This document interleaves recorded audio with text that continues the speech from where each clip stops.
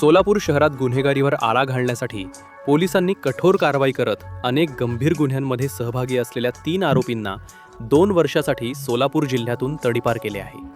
इम्रान रफिक शेख, राहणार मोरारजी पेठ, राजू उर्फ राजसिंग राठोड, राहणार माणिक चौक आणि अब्दुल वहाब नबिलाल शेख, राहणार विजापूर नाका, अशी तडीपार करण्यात आलेल्या आरोपींची नावे आहेत.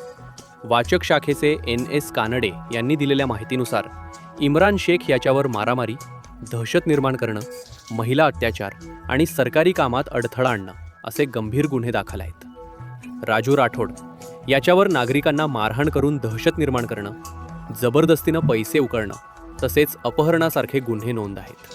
तर अब्दुल वहाब शेख याच्यावर मंगळसूत्र चोरी आणि मोबाईल चोरीसह 6 गंभीर गुन्हे दाखल असून 2 प्रकरणात न्यायालयानं त्याला शिक्षा देखील सुनावली आहे.